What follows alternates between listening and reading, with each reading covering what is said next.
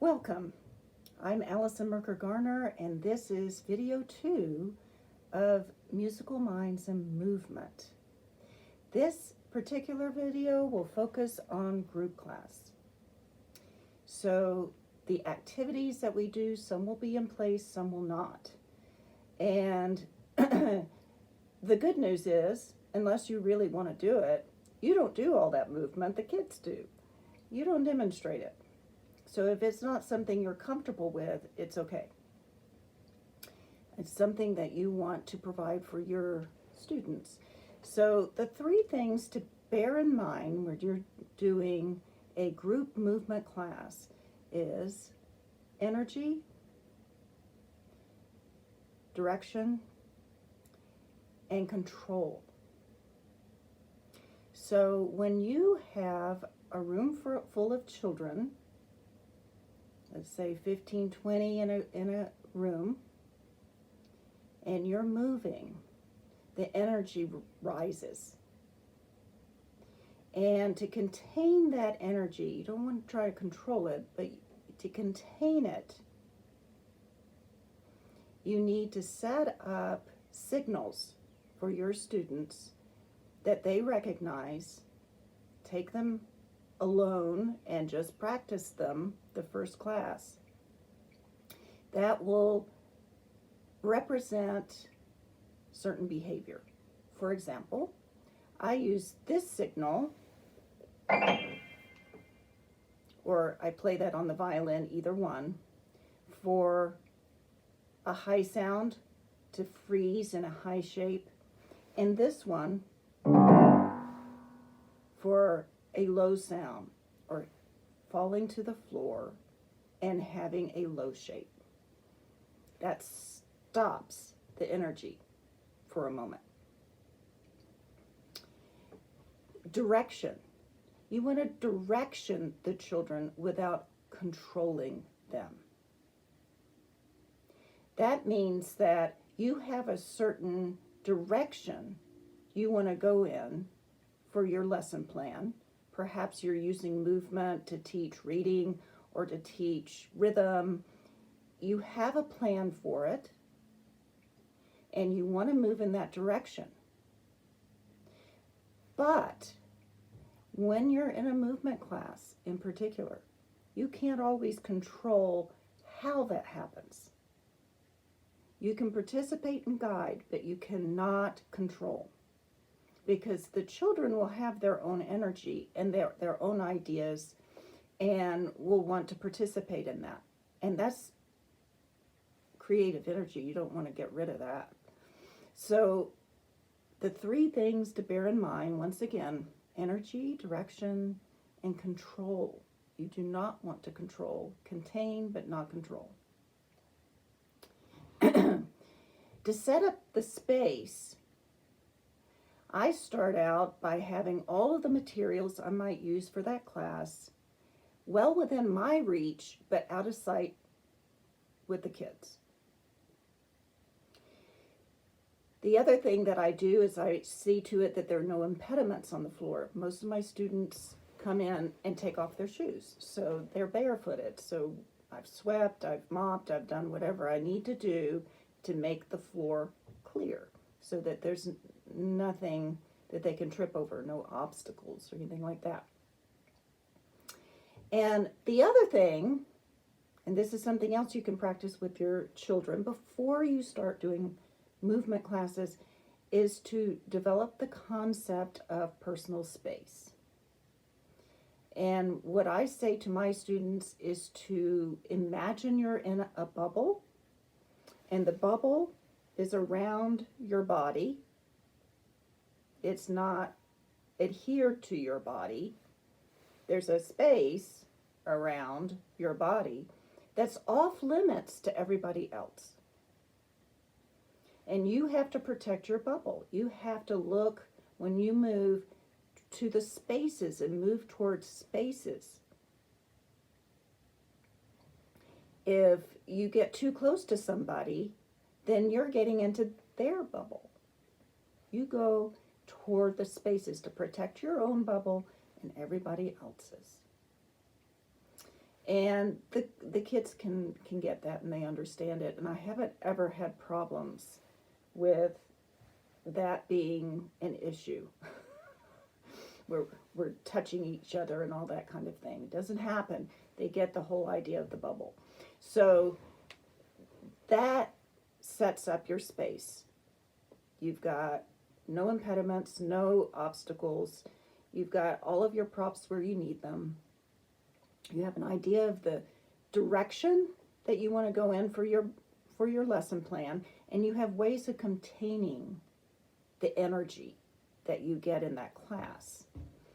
And then the kids know about their personal space, and they've practiced that as well. They know what their personal space is. So then you're set for a class to begin.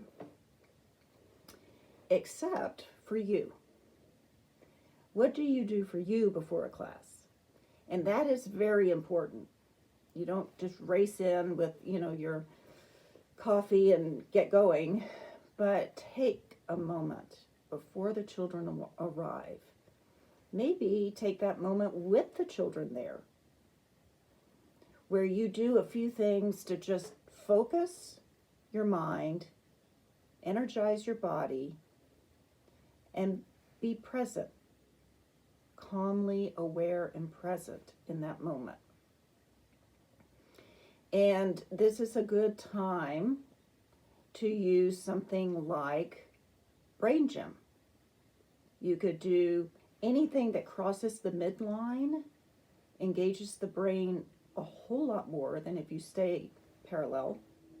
So any kind of this motion, that kind of motion, this kind of motion, the figure eights, anything that crosses that midline is activating more neurons up here. And it's also centering. So you're energizing and centering at the same time. So if you did just a few of those, for example, if you did a figure eight and you just hummed Twinkle while you did that, dum bum bum bum bum bum bum, and just have them follow that. Or to cross your feet, cross your hands, and just sit for 1 minute. You can use any kind of, you can listen to music or you can keep it in silence, but just a calming measure, just centering and coming to the present is what I'm after. So another thing you can do to start a class for yourself as much as for your children is any kind of yogic breathing. If you want to breathe in for 8 counts and exhale for 4. Or if you wanted to do the fire breath, which uses the core muscles. That's something else you can do. It gets everything moving, but it also gets you centered. There are a lot of different yogic breathing exercises. I'm not a yogi, but I do some yoga. You probably know them better than I do. But those are also very helpful. I also will start a class for very little ones with body awareness, where we move to the beat, but we move to the beat using different motions and pointing to different parts of our body. So that's something else you can do.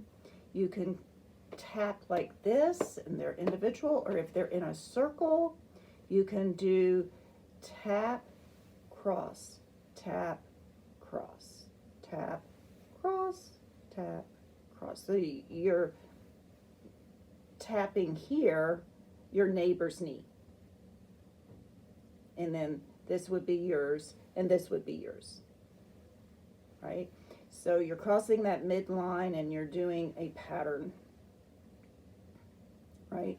So the tune that I use for very little kids to get a class started goes like this. This is the way I touch my knees, I touch my knees. This is the way I touch my knees so early in the morning. This is the way I clap my hands, I clap my hands, I clap my hands, and so forth. So you get the idea. It's to the tune of, here we go around the mulberry bush. And then tapping your nose, and change your dynamics, change your, make it kind of humorous and exciting, and you get them awake. So that's for very little kids. That's an idea too. Anything you can think of to get focused and energized at the beginning of class for yourself and for the students is really helpful.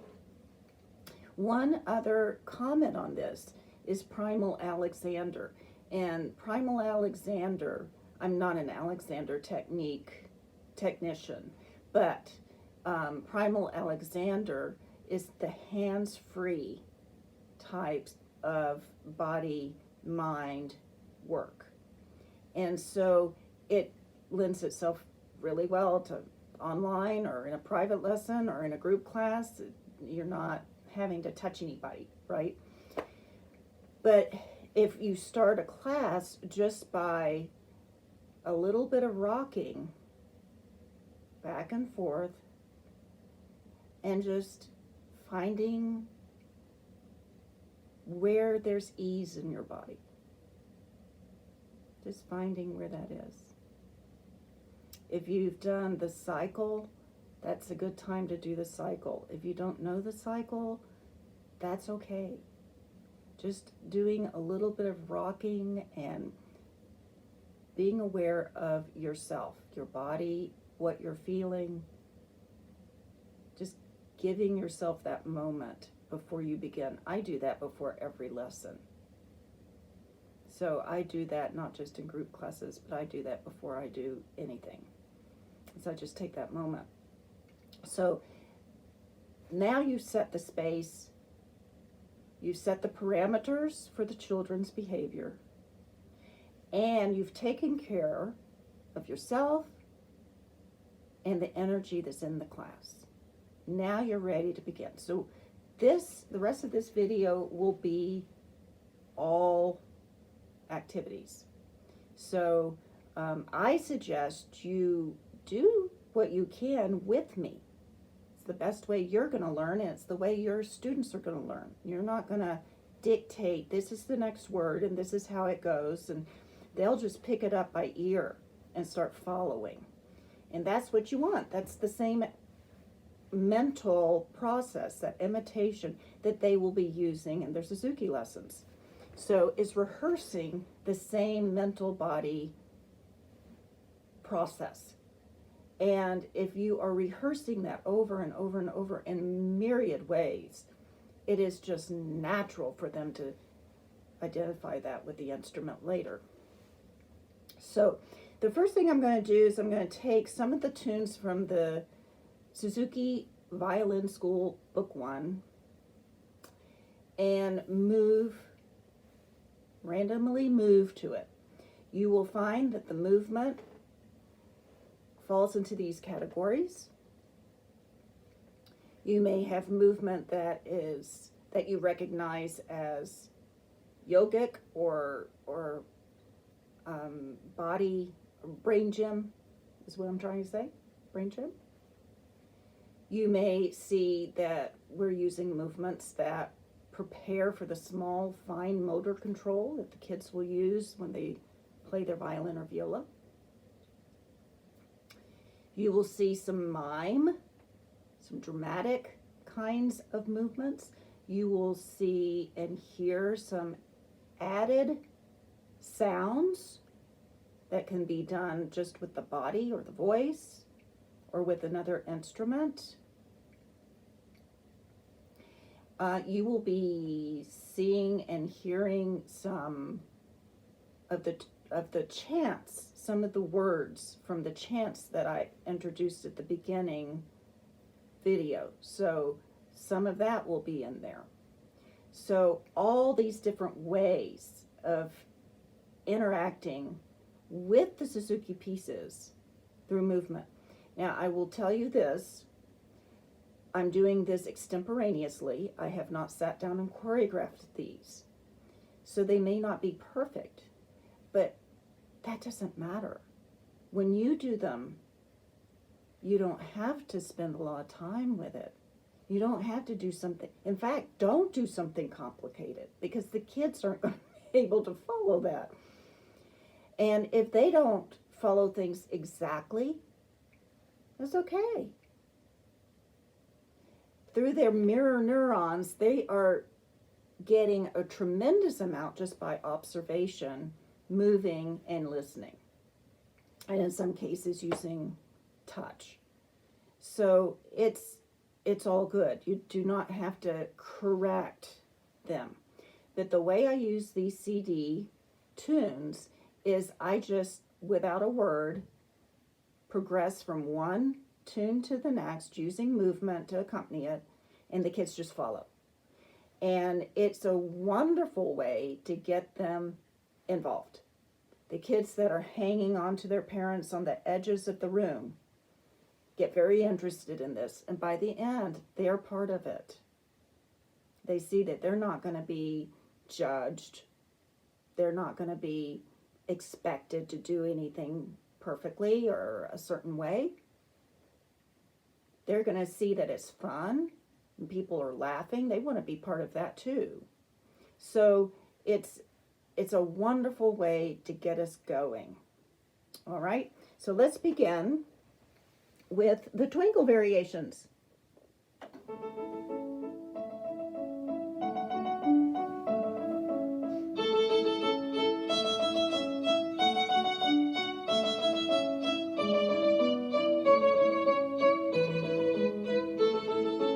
Deedle dumpling, deedle dumpling, deedle dumpling, deedle dumpling, deedle dumpling, deedle dumpling, deedle dumpling, deedle dumpling.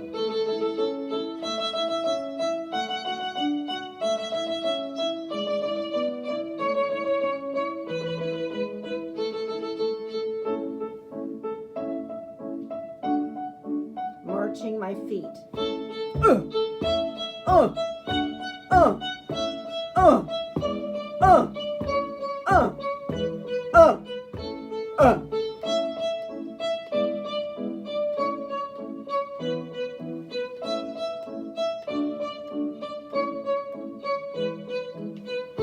Uh, uh, uh, uh, uh, uh, uh, uh.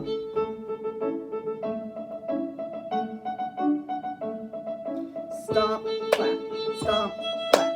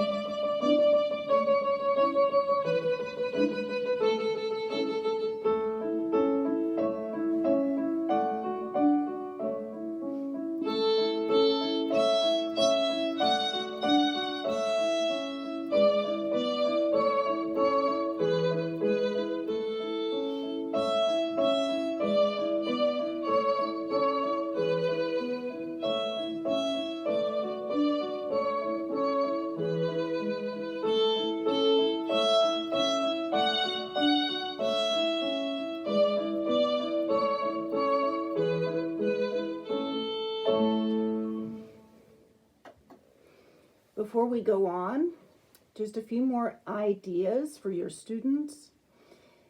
Specifically for violin and viola, what kind of movements do we do that are rather unnatural? One of them involves this, right? So you can have them practice going thumb to the shoulder, or turning the hand and going pinky to the shoulder, which of course is a lot more twisting, but that's what we're going for. So that motion, and we could do it on both sides. You know, one thing that I've noticed is that students who are right hand dominant, if they can do it on their right side, they're better at doing it on their left side. So there's an advantage to being able to do it on both sides. So another thing is turning the head. So if you do bum bum bum bum bum bum bum bum bum bum bum bum bum, and then do the other side, so that you're not just exercising one side. You can even do a little bit of this and this, but getting the neck loosened up and activated, that would be helpful too. So I didn't add those to these, but they're very useful as well if you wanted to use the motions that you would have playing an instrument, and doing that would be really, really useful as well. Another thing that I have done with this particular one to show the melody, I did that with this, but to do the mime where you're hitting against a wall that way, and to do it elsewhere, you know, and they can make their box, which is really their bubble, that way. And so we're demonstrating that. We're actually making our box and doing that according to the pitch. Bum bum bum bum bum bum bum bum bum bum. Right? So that's another thing you could use. Very, very simple movements and in place, so you're not moving around the room. You can, but you don't have to. So let's move on to lightly row. Lightly row introduces a triad pattern and going E to 2, which we will get into in the next video. So what I do in movement and group class is just focus on using the movement as an ostinato. I take a rhythm from the tune, in this case, dun, dun, dum, right? And following that rhythm with movement that has the same energy behind it that a bow arm would use. So we could do painting, for example. We were painting a wall, and we were using the right arm to paint with. We have some resistance here. There's not just throwing it up there and back, but there's a real resistance, like they're pushing against putty, or they're pushing against, using a roller against the wall with paint on it, that feeling. And if you wanted to actually physically get something like that out to use, you can. But I think that the imagination is even better, because it involves the creative juices, which we want. But you'll see that with Lightly Row. With Song of the Wind, I use the jump or the rest in there as a preliminary to what we'll do in the lesson on that rest. In Go Tell It Rhody, it's ironing. Oh Come Little Children, we're reaching up to the cookie jar. We're crossing the midline to get to that cookie jar, because when we do an up bow, it's this motion, right? It's not just, so That's O Come Little Children. We'll do a little swaying to that.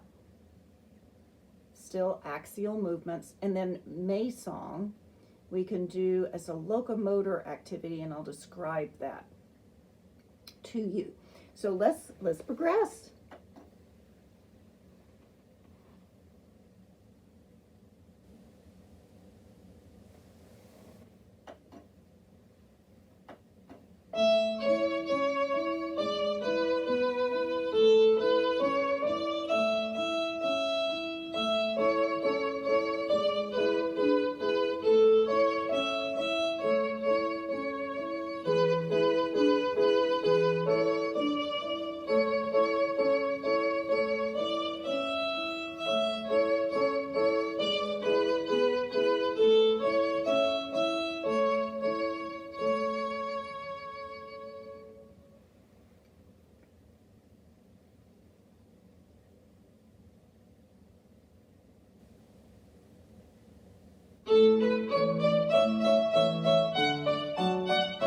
Hey!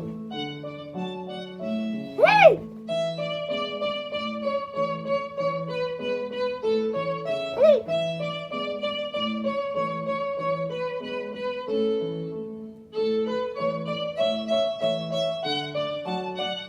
Hey! Hey! Hey!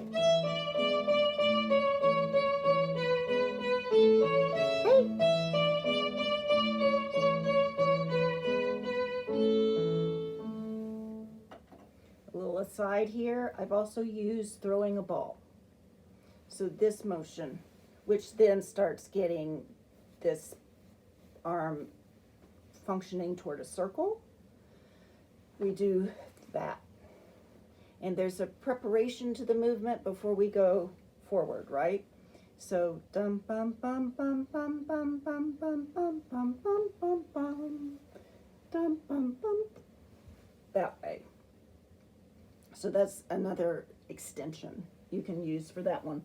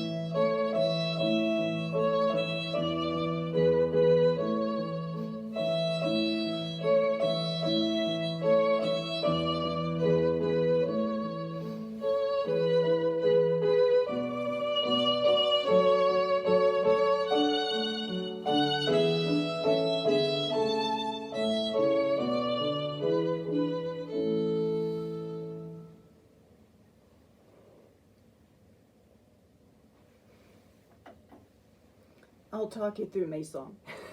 I just thought of that because I don't have another person. May Song has the dotted rhythm, dotted quarter eighth. In the dotted quarter eighth, I do this way. I have one child in front of another child. The front child is the horse. The back child is the carriage. The front child takes their hands and puts them behind their back. The back child takes those hands. The front child is the horse. So the horse keeps a steady beat. The carriage gets, with those wheels, gets on those bumps and it hits a pothole.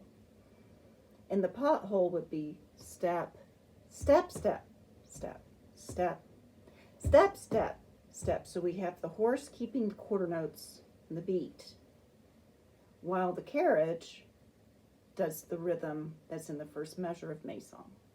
So then I have the children switch roles. Once they've done that way, then the carriage becomes the horse, and we're putting the cart before the horse, right? And we're switching places so we get the feel of both the beat and the dive rhythm. So that's an example of getting started with a class. Now, sorry about that. I will also do 2 other things to start a class. That's one of them. Another one I might do to bring children in is an activity that is a chant but uses movement. So at the beginning of the year, this would be probably not the beginning kids. It takes a little bit of coordination, maybe, elementary age, middle elementary. So I have an egg, and you can use a ball. That's usually the way I do it, is I have a big beach ball that I do this with.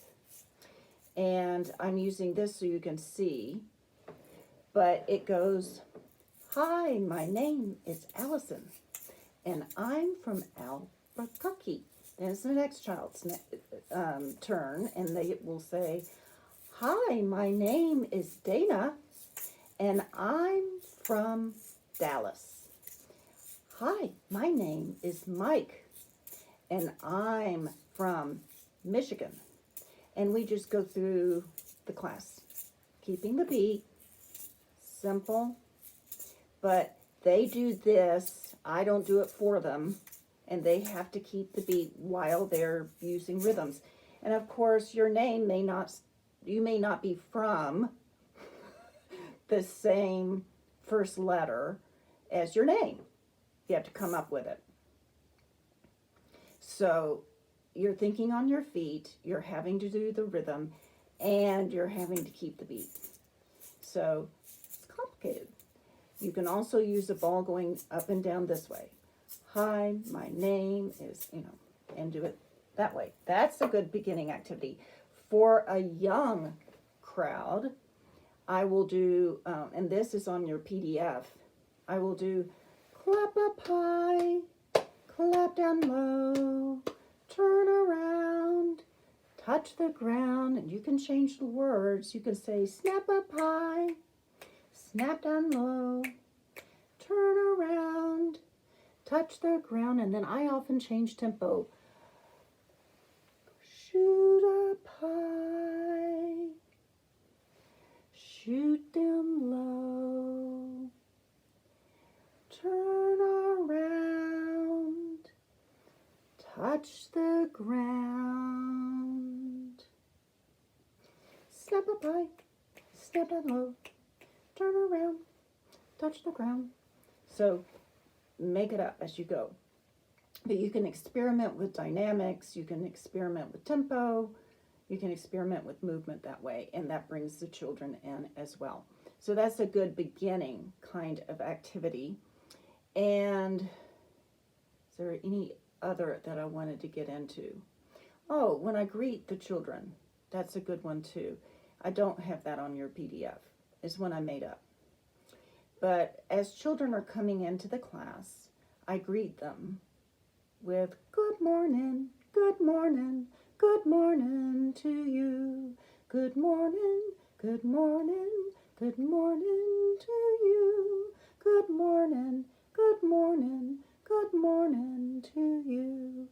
There's no prescribed movement for that.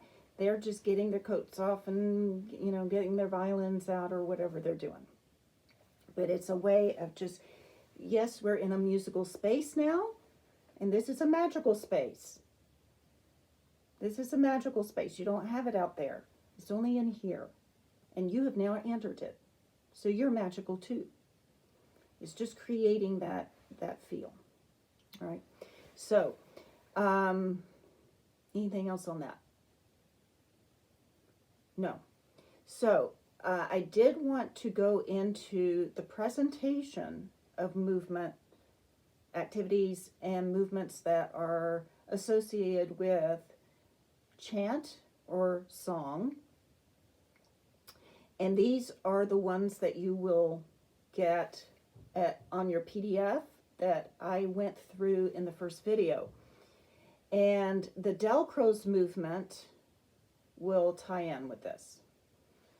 Delcros, we start out with just walking steps and running steps, and then get into half notes for the slow steps. So you violinists and violists can accompany that on your instrument and just do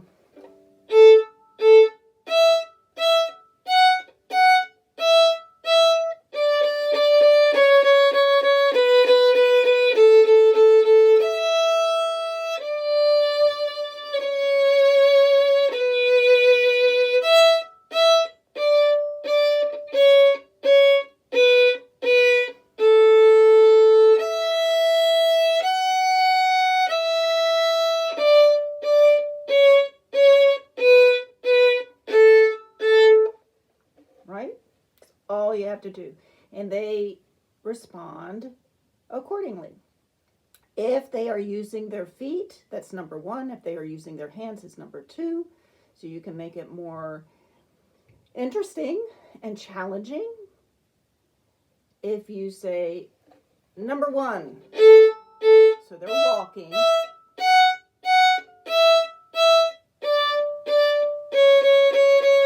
Still running. Number two, so clapping hands.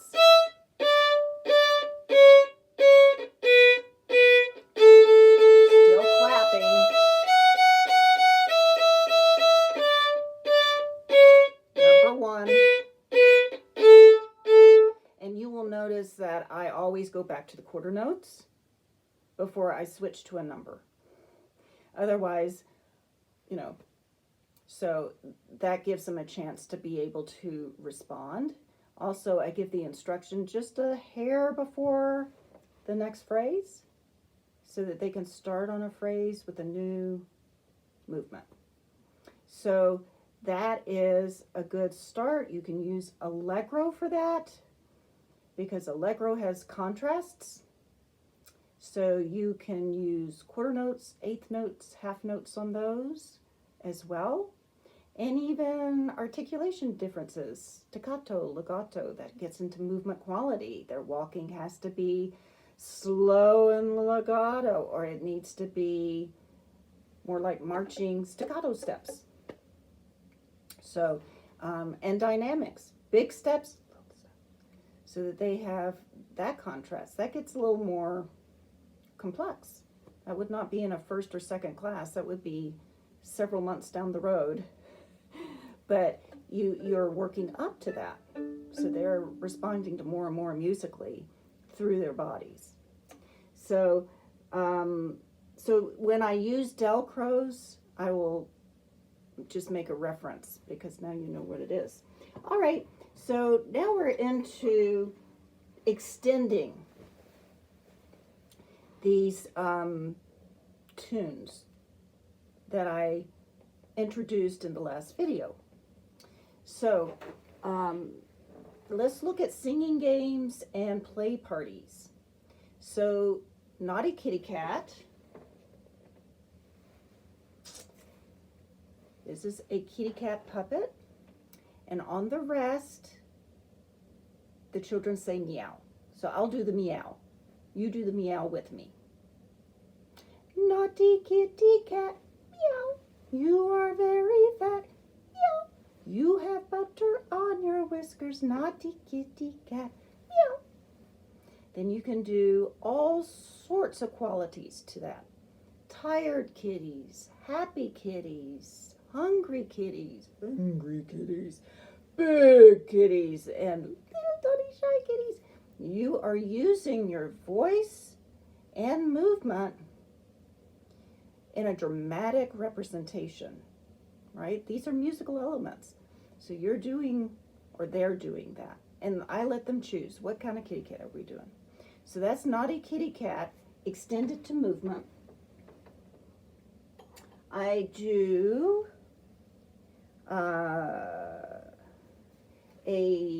where did I put it? Here. So I often integrate language and art elements with movement to teach music. This is, for the little ones, so important because these are abstract thoughts that we're teaching. I want them to get them. I don't want them to wait until they're in book 3 to understand really what it means to play expressively. So we do that kind of work in the class, and it makes it concrete for them. They can understand it, they can see it and feel it in their bodies. So here's an example of that, Jump Frog Jump, and it is written by Robert Kalin. And I will not go through the whole book with you. If you really want to see how it turns out, you can get it yourself. But I have a frog puppet that I use, and we practice a mi-re-do pattern. That's a descending pattern that goes 3rd scale degree, 2nd scale degree, 1st scale degree. And we use the words jump, frog, jump, jump, frog, jump. And I don't ask them to sing. I don't tell them when to sing. I don't even tell them what to sing. They just follow. This is the fly that climbed out of the water. This is the frog that was under the fly that climbed out of the water. How did the frog catch the fly?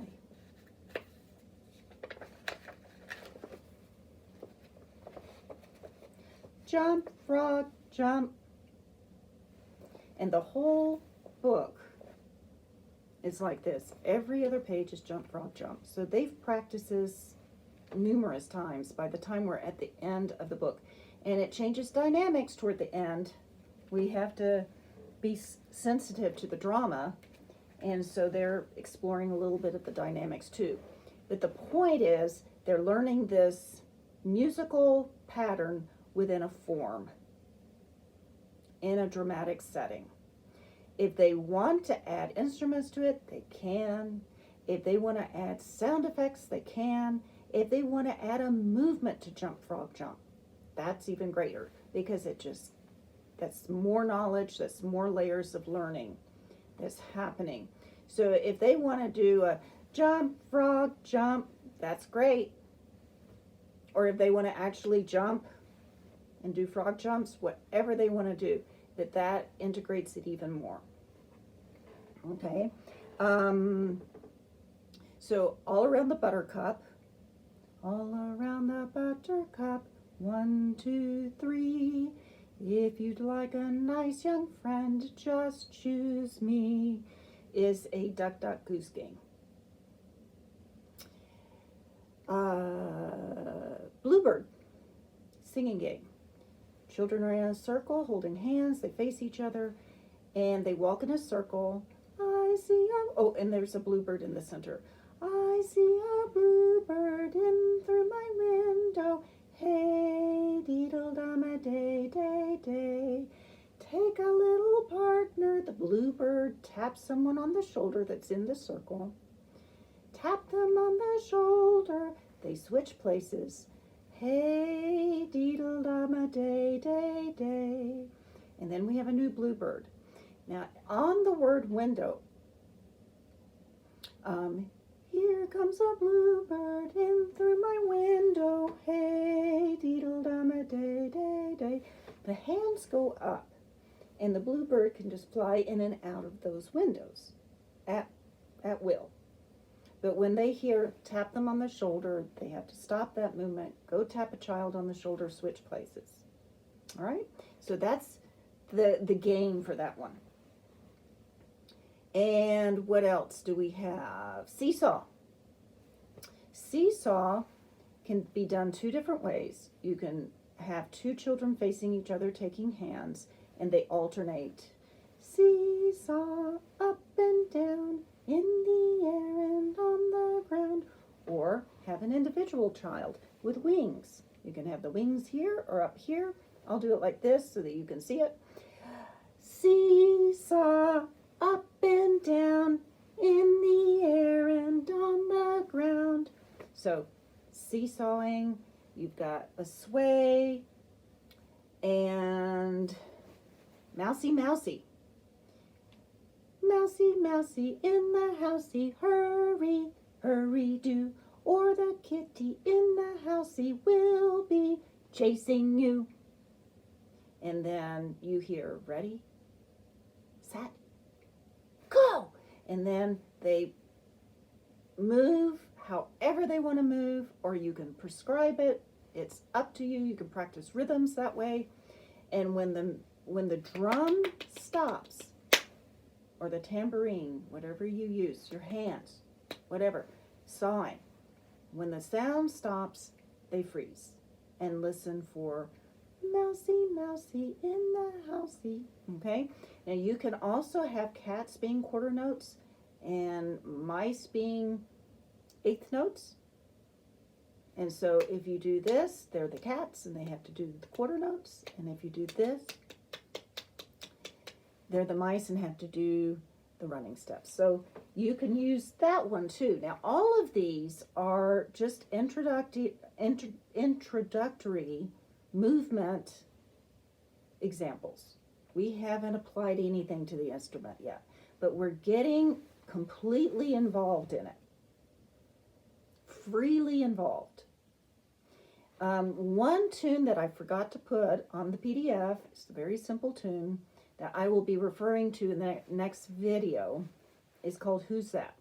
And it starts with a ascending perfect fifth. Who's that tapping at my window? Who's that knocking at my door?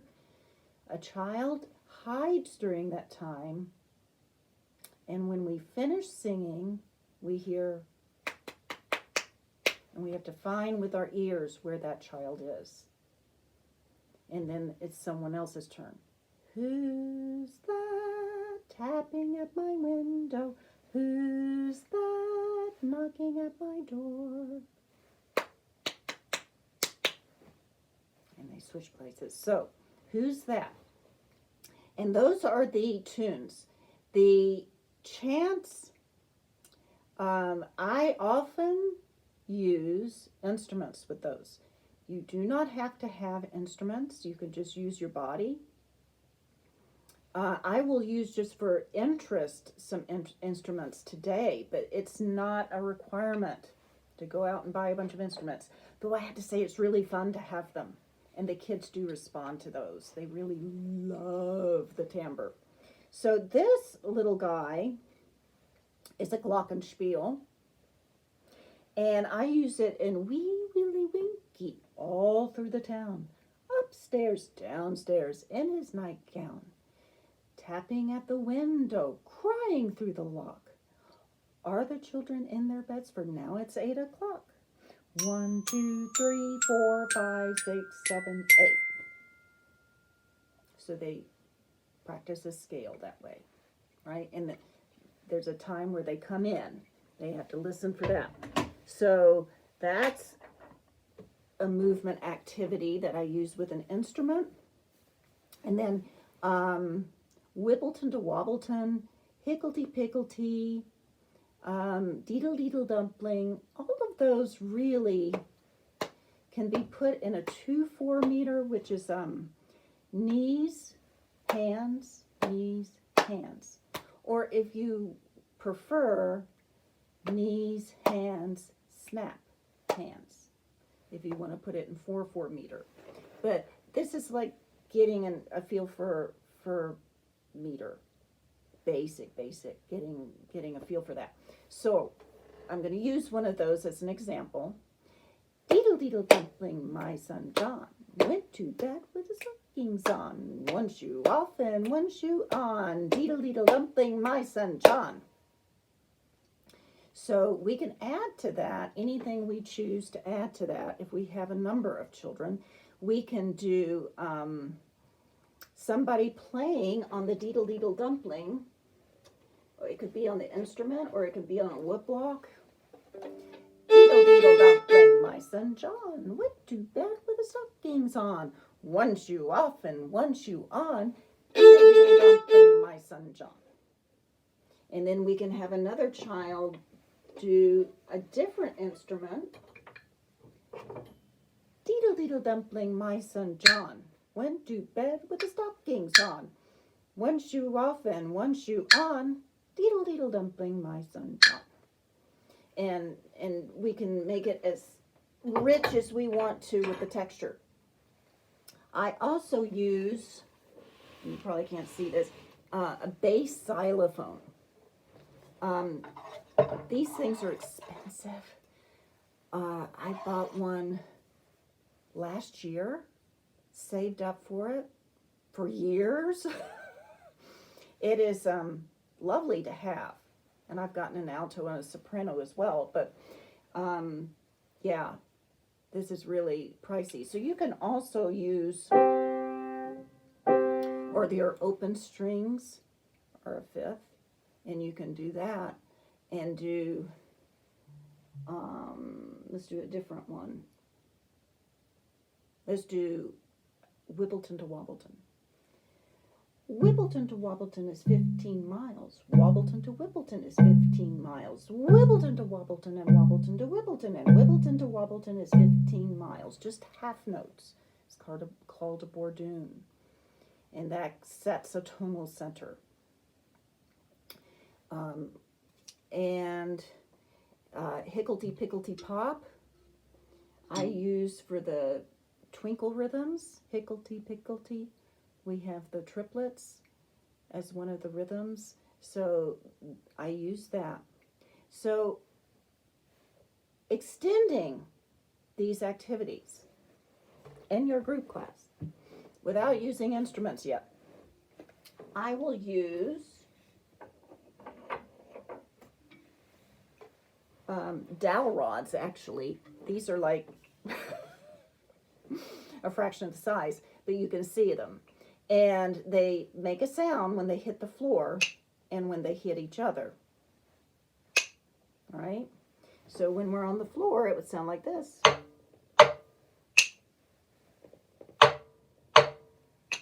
And I'm doing a quarter, quarter, half. That can accompany any of these. And what does it sound like? Lightly row. You could reverse it and do half, together, together, half, together, together.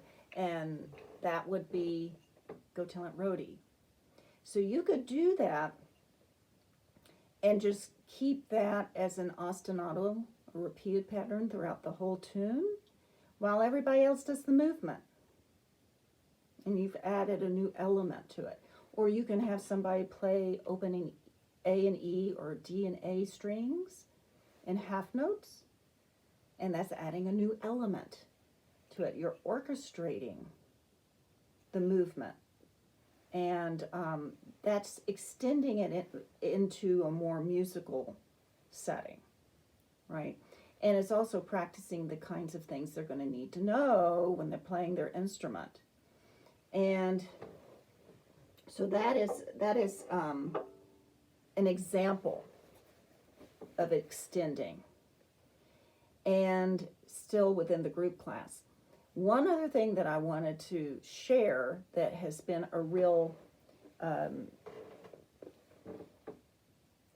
joy to my older students is, I keep falling off of this. Yeah, I did that. So it's kind of a Delcroze. I would say it's a Delcroze activity. You will need 2 balls, big, like beach balls. You start out with all the children in a circle facing each other, standing. And I actually have done this with the little class and the older kids combined, so that the older ones help the little ones. And it's kind of an ensemble experience for them. And we start out just simply passing the ball to the beat and getting used to that. On a signal, beep, they change directions. Beep. So that's adding an element to it. Then I add another ball, and so there are two balls that are going in that direction. Or they could be going opposite directions. We can, if we have them in the same direction, it's a cannon. But we could do a retrograde cannon if we wanted to. To really get this going, I have children count off. They number off. 1, 2, 3, 4, 5, 6, 7, 8. So that we're crossing the ball over the midline. And then they really have to focus to keep it on the beat and follow the signals. So we may have 1, 2, 3, 4, 5, 6, 7, 8. And if it went backwards, it'd have to go 8, 7, 6, 5, that kind of thing. So if we have both balls going, it really, really takes some focus, but the kids love it. I call it the ball pass. So if you have any of my books, I think it's in the second volume. So it is a real joy. The other thing I did want to just touch on is for more advanced kids. I'm focusing on the littles because that's where you're going to begin. But the advanced kids can also do things.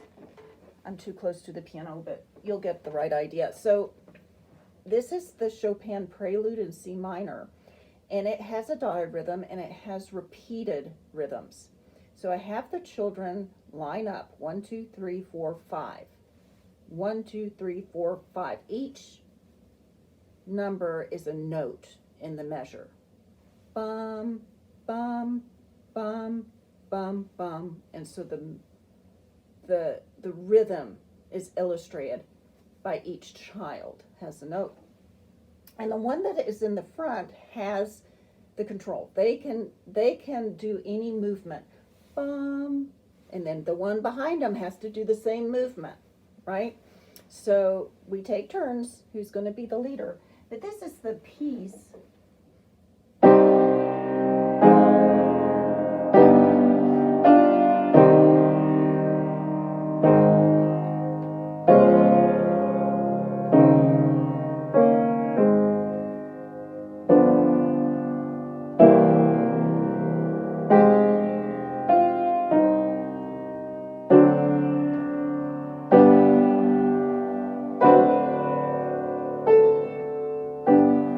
Goes on piano and then pianissimo. So this is another great, more advanced movement Delcroze activity that kids can do, where they're starting to get a feel for rhythm and phrase and direction and form. So I think I got through all of it. Now, the next video actually takes a lot of these same materials and we will apply them directly to the violin and the viola.